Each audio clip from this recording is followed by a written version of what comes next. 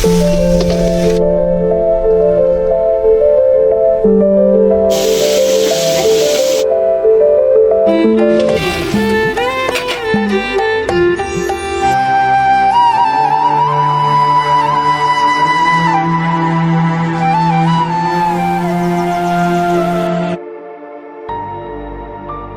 ছুটিতে বাড়ি আসার আলাদা একটা অনুভূতি রয়েছে। শহরের ব্যস্ততা ছেড়ে গ্রামের শান্ত পরিবেশ, আর সেই সাথে যদি যোগ হয় আড্ডা, তাহলে তো আর কথাই নেই।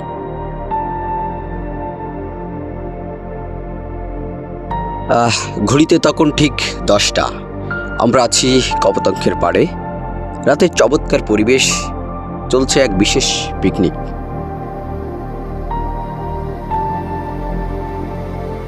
মূলত গত কয়েকবার এই পিকনিকের পরিকল্পনা করেও নানা কারণে আসলে হয়ে ওঠেনি।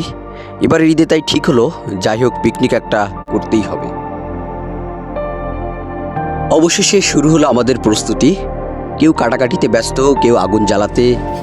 পিকনিক মানেই শুধুমাত্র যে খাওয়া দাওয়া তা নয়, বরং একসাথে সবাই মিলে আনন্দ, আড্ডা, এটাই মুখ্য বিষয়। আজকের এই রান্নার মূল দায়িত্বে আছেন আমাদের প্রিয় ভাই সিরাজ খান। তার অভিজ্ঞ হাতেই তৈরি হচ্ছে আজকের রাতের স্পেশাল মেনু, কাঁকড়া এবং হাঁসের মাংস।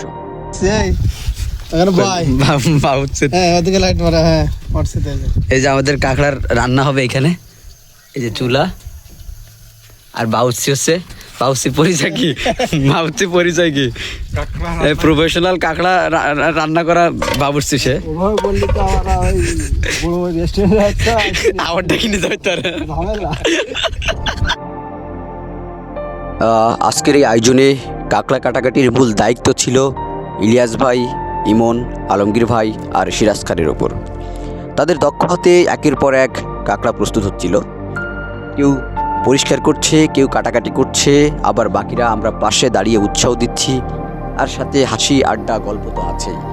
সব মিলিয়ে এক অনবদ্য পরিবেশ।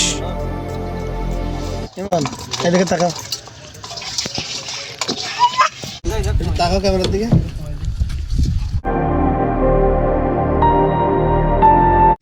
সুন্দর আছে না? ওগুলো একটু দেখাও, অনেকগুলো দেখেছো তোমরা? এই যে গরম পানি, তার মধ্যে এই যে আমাদের প্রসেস এভাবে করতে হয় আর কি।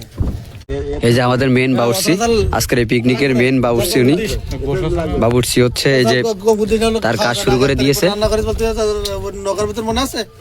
গরম পানি, গরম পানির ভিতরে মূলত কাঁকড়াগুলো ধোয়া হচ্ছে আর কি। এই যে গরম পানি থেকে তোলার পরে অবস্থা।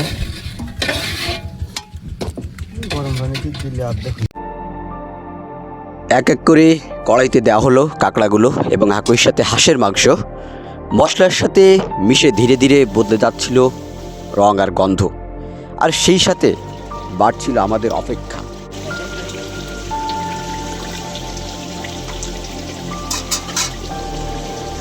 নদীর পাড়ে খোলা আকাশের নিচে রান্নার আলাদা একটা সৌন্দর্য আছে।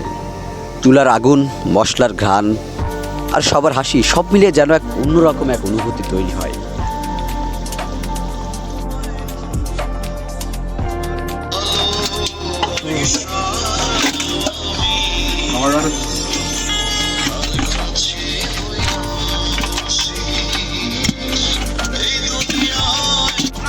এই যে আমাদের ফাইনাল আউটপুট। কালার সেই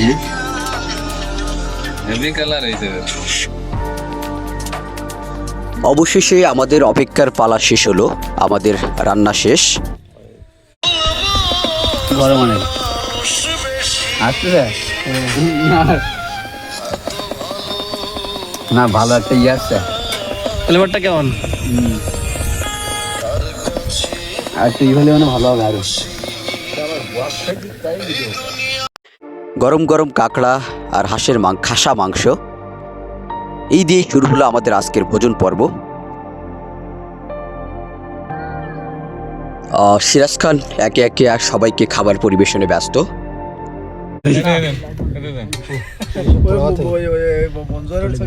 ভাত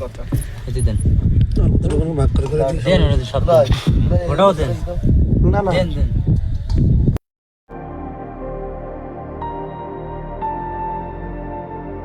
সিরাজ খানের হাতের রান্না করা খাবার সত্যিই চমৎকার, স্বাদ একেবারেই অনবদ্য।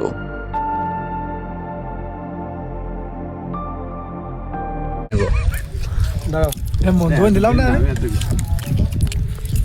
কেমন লাগতেছে কাকু? ঝাল কম মানে খাওয়া সুন্দর।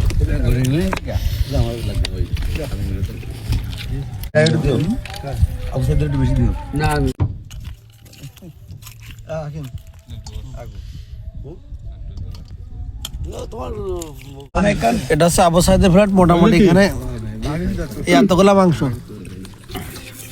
এই যে স্পেশাল মেনু। ঘুরাই নেন, ঘুরাই। আরে সাহেব, কি অবস্থা? ভালো লাগতেছে নাকি?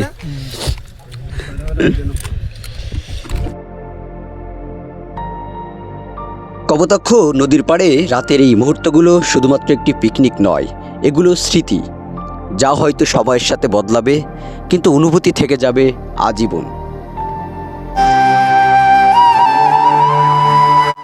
ঈদের ছুটি, প্রকৃতি আর সবার সাথে আড্ডা, এই তিনে মিলেই তৈরি হলো সবচেয়ে সুন্দর গল্প।